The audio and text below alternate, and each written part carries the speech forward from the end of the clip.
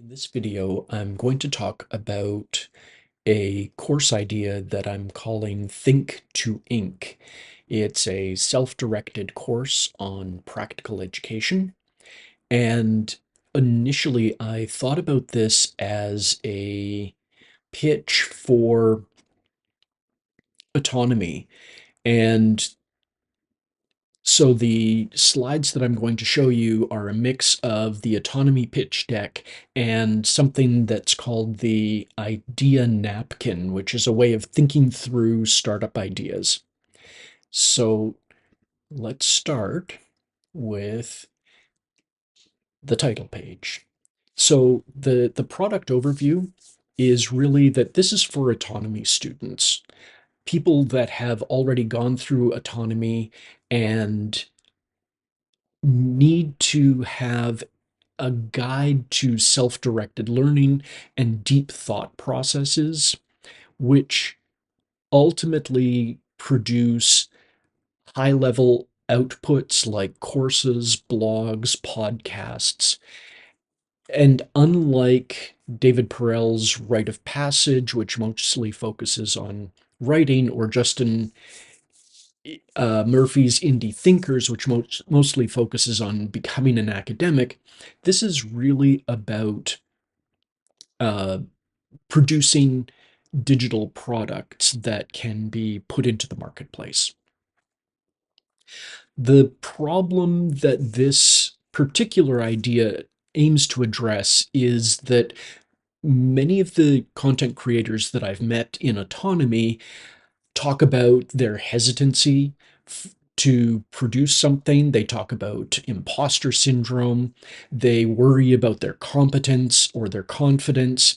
They discuss writer's block or a lack of content. And I think almost all of these problems stem from a very similar source.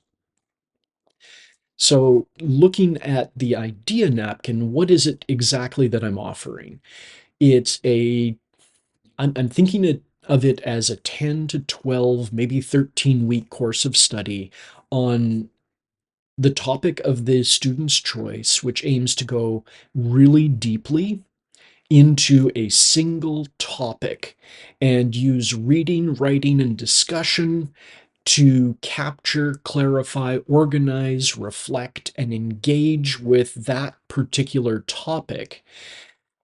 It will develop material for teaching and for sale, and it will arm students to work with the most interesting and socially beneficial problems, which I think also turns into the most lucrative problems.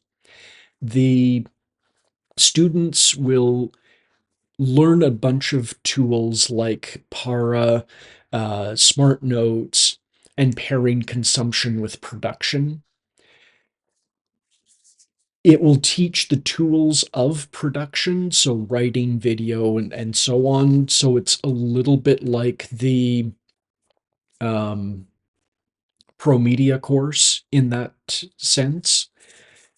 It will teach the tools of course production, so not just how to produce digital products, but how to produce courses themselves.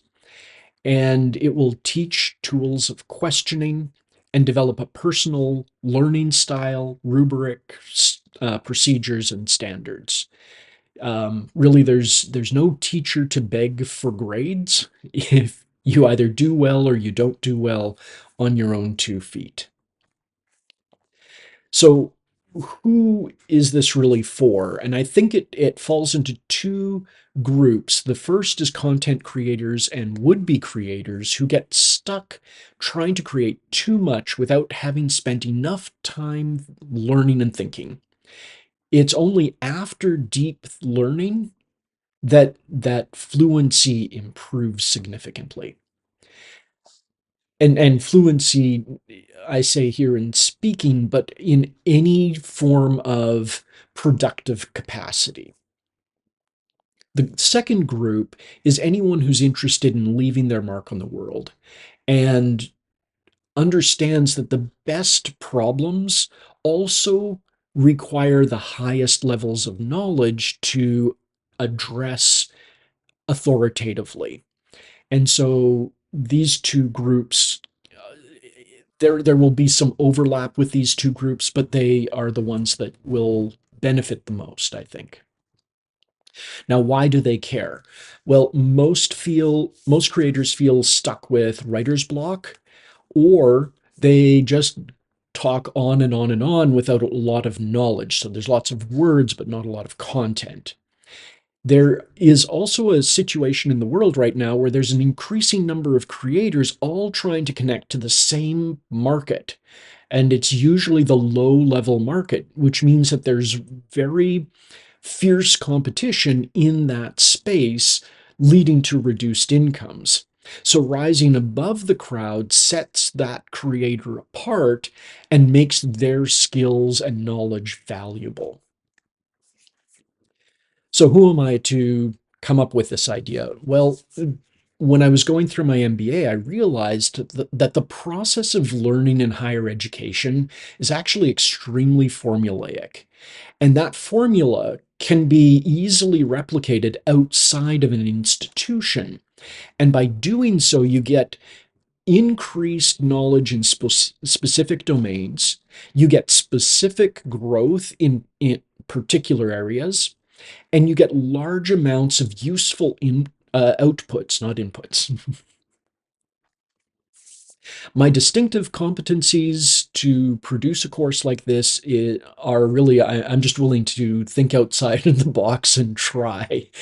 But in terms of offering this to our little producer community, I think we have the ability to use this as an incredible learning tool. And by bringing our distinctive competencies together, we can produce something much better than I could do on my own. The idea napkin has a break it or better it format here that is usually the end of the presentation where you elicit feedback from the audience. But in this case, I've just left it blank. You can provide your break it or better it ideas in the forum. Now, to return to the autonomy pitch format, there's a little bit of overlap here, but there's also quite a bit that's really quite good.